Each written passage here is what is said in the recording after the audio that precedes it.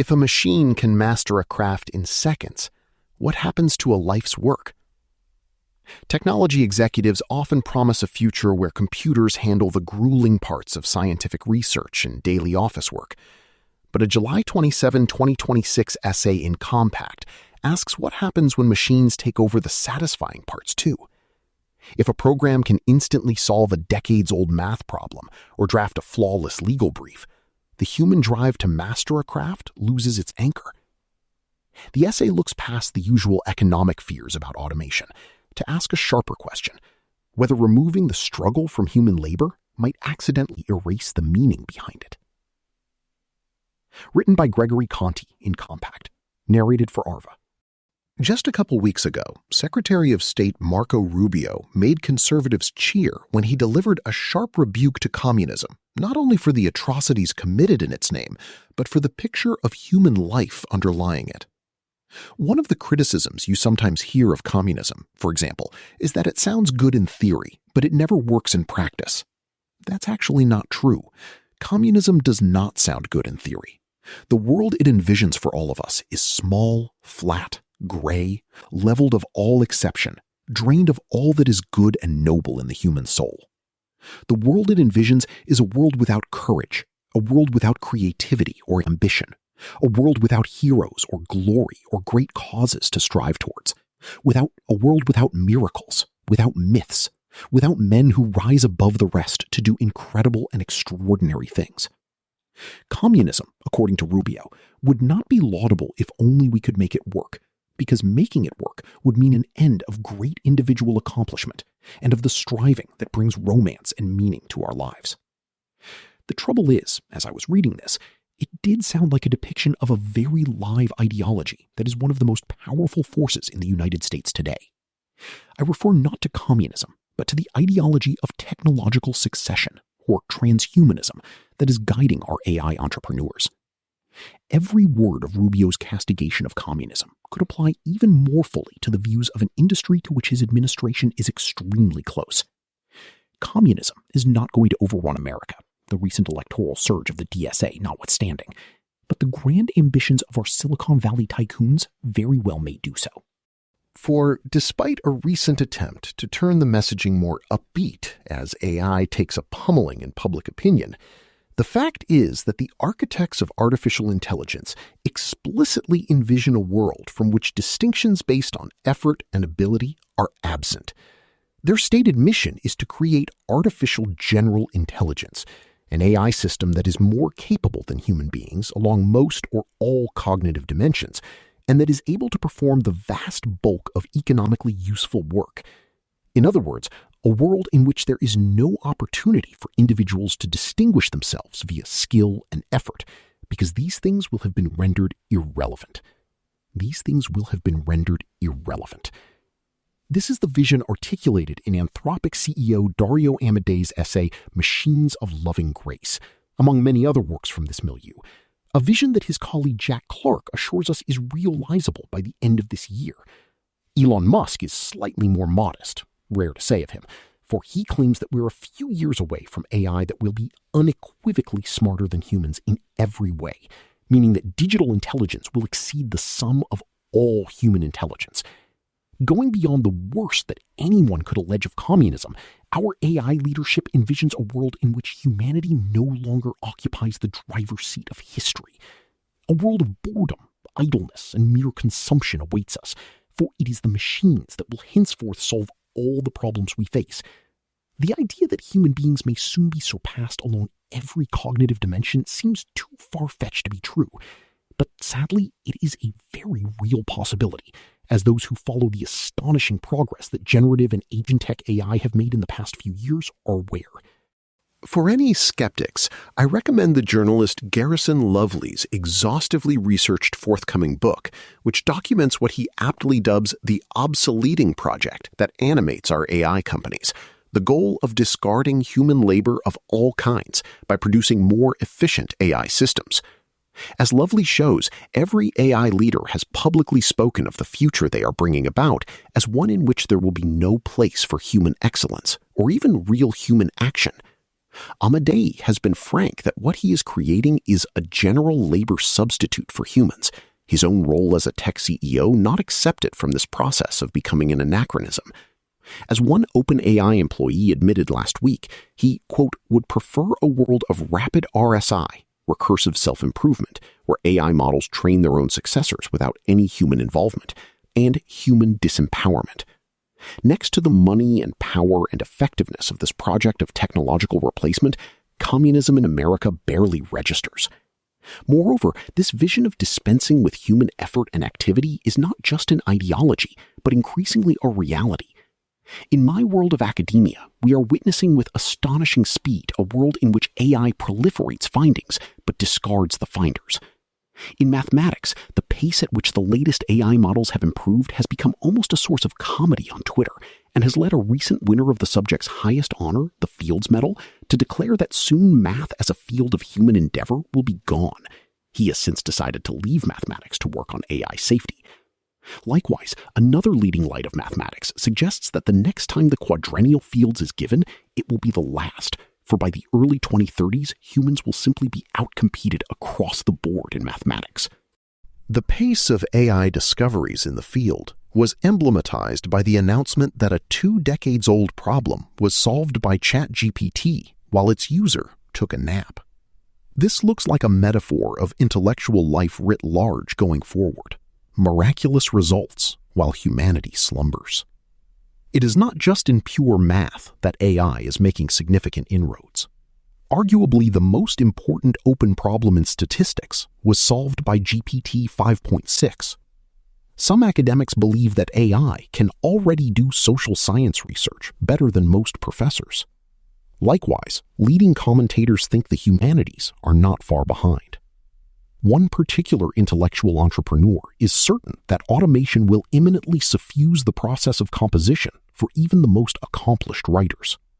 And happily, due to technological advances, this substitution of AI for human authorship will be completely undetectable.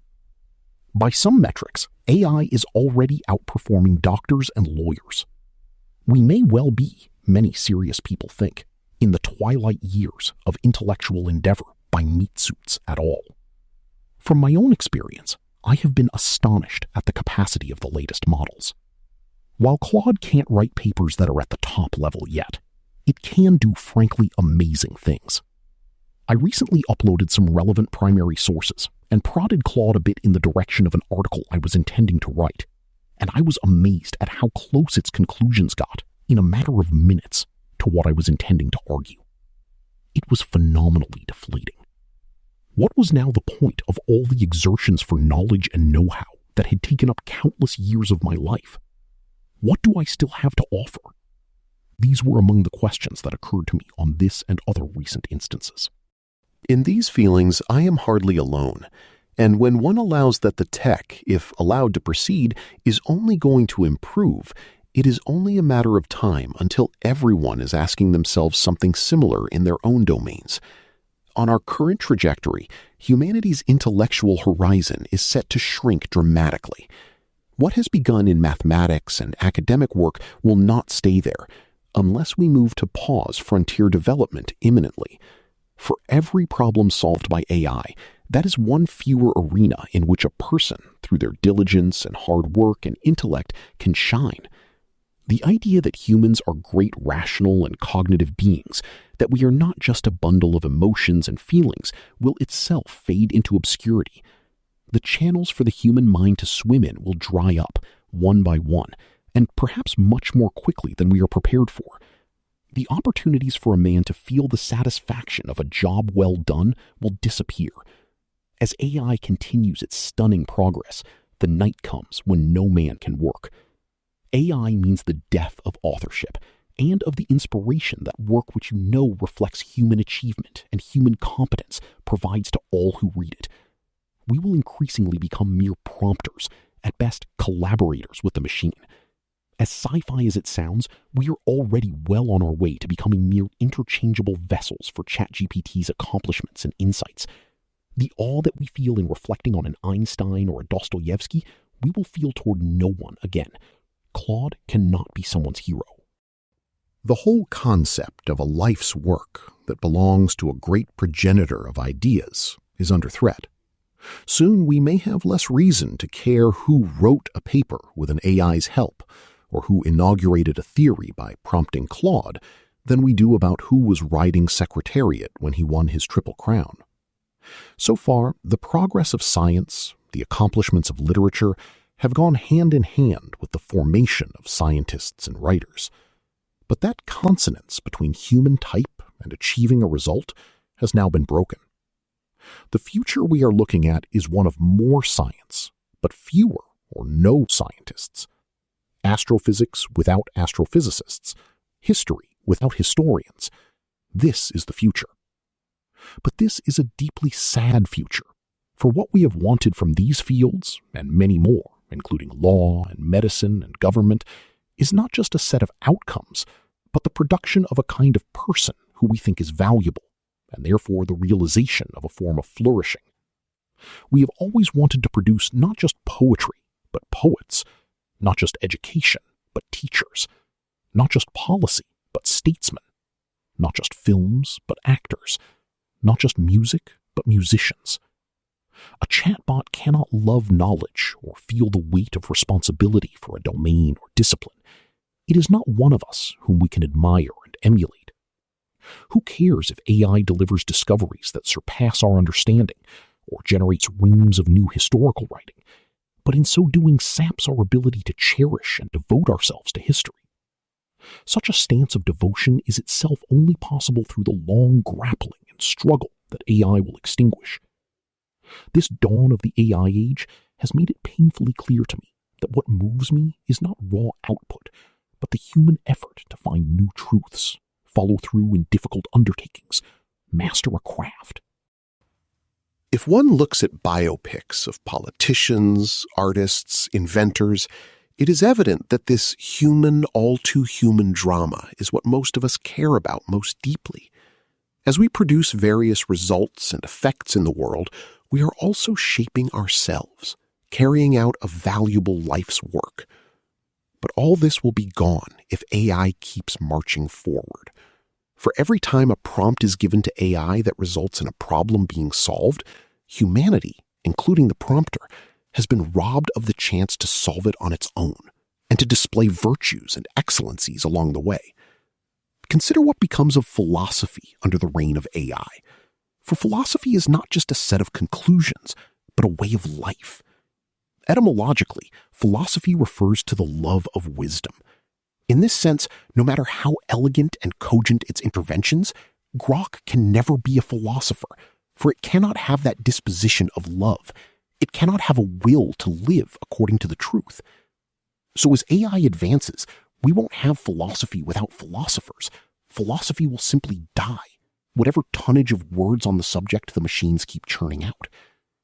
A final way to think about the tragedy of AI advancing beyond us is that it spells the end of the possibility of having a vocation.